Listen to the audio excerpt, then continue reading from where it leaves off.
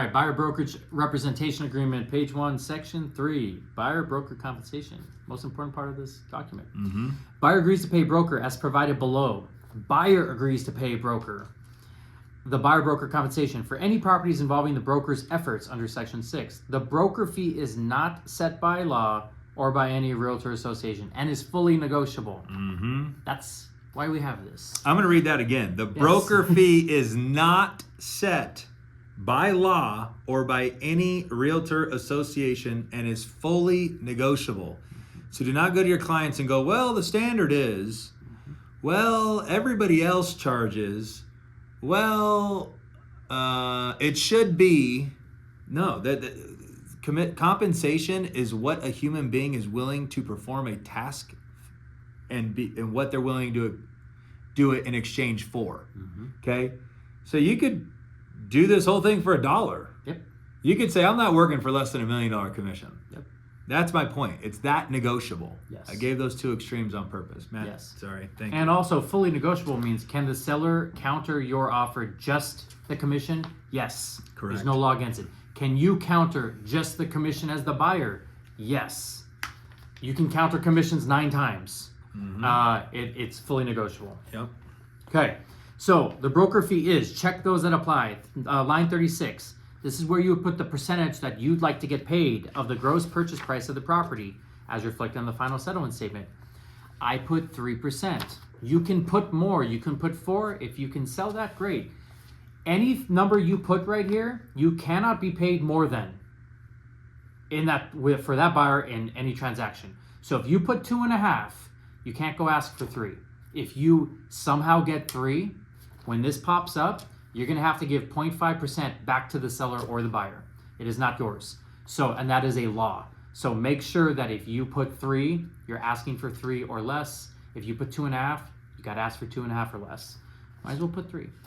The next box, exactly blank. If you're going to work for a flat fee, I don't know why up front with a buyer I would say I'm going to work for a flat fee unless the buyer was trying to interview me and said, will you work for a flat fee? And then I have to decide if I'm going to say yes, I would put that there. But you don't put both. You don't do 3% and a flat fee of $12,000 because it may not work out that way.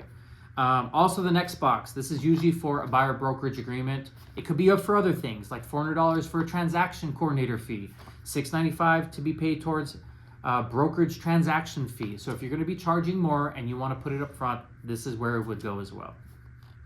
Line 39, the broker fee is due and payable upon closing, successful closing. If buyer enters into an agreement to purchase any property shown to them by you, the licensee, within blank days following the expiration, this expires or gets canceled, then buyer shall pay the broker fee to broker upon closing.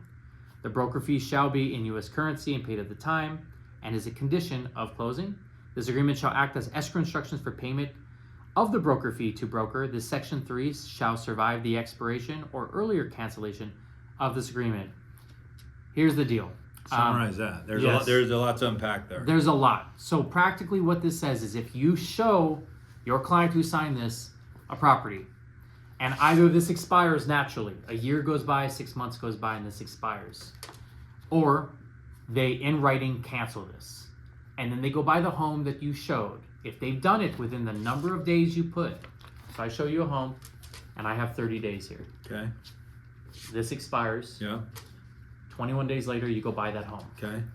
I can go after my buyer for the commission on line 36 and say, you agreed that within 30 days, you'd pay me commission and you bought that house that I showed you.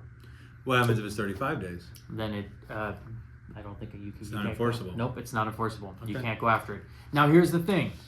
This is one big objection section of this agreement. Someone may look at you and say, well, what if you and I don't get along and I decide that I'm going to fire you, Josh? You're my agent, but I don't like you anymore. I want to fire you, but I love that house that I just saw with you.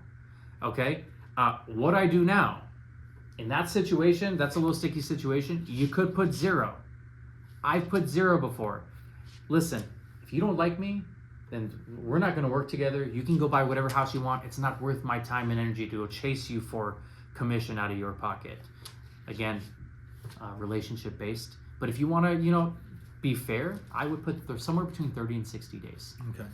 So a good rule of thumb on that line is 30 to 60 days. Yes. Whatever you could get sold to the client. Exactly. Okay. And I believe that's fair to the client as well. I do too. All right.